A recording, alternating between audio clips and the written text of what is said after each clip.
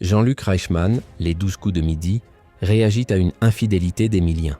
On vous a vu. Ce mercredi 19 mars, Emilien a remis son titre en jeu dans les 12 coups de midi. Jean-Luc Reichmann en a profité pour réagir à une infidélité du champion qui n'est pas passée inaperçue sur les réseaux sociaux. Candidat au sommet du classement des 12 coups de midi, Emilien accuse d'une longévité sans pareille dans le jeu diffusé tous les jours sur TF1. Il a ainsi pulvérisé tous les records en un peu moins d'1 an et demi de présence à l'antenne sous le regard admiratif de ses proches, dont sa compagne Jessica. Malgré des rumeurs de séparation, le jeune homme de 22 ans et l'étudiante sont bel et bien toujours en couple. Alors il n'y a pas d'infidélité, mais on vous a vu un petit peu partout sur les réseaux sociaux. Il y a eu une petite compétition.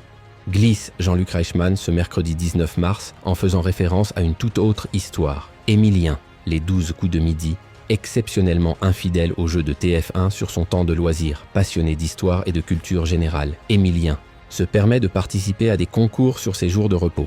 Il explique donc aujourd'hui « J'ai eu la chance d'être invité par le streamer Étoile à un événement en direct au Grand Rex et diffusé à la fois en direct sur Internet. Organisé par ce dernier, la 2e édition du Culture Clash a été suivie par plus de 80 000 personnes sur Twitch et devant un public de fans des 8 streamers en lice. Ceux-ci étaient en binôme avec des champions de jeux télé comme les 12 coups de midi ou le Grand Slam.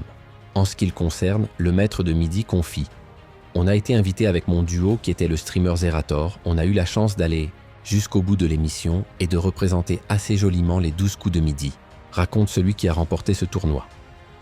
Jean-Luc Reichmann, les 12 coups de midi, salue les prouesses des 2 anciens champions de son émission sur place. Emilien a eu le bonheur de revoir d'autres confrères, puisque plusieurs anciens candidats du programme de TF1 ont joué contre lui comme Céline, qui a terminé à la 3e place, et Xavier Tronan à la 2e position du podium. De quoi ravir Jean-Luc Reichmann qui commente « Ça fait super plaisir, dans tous les cas, quelle fierté ». Le Vendéen insiste d'ailleurs sur le fait que cet exercice était particulier et qu'il ne constituait pas une réelle infidélité à l'émission qui l'a rendu millionnaire.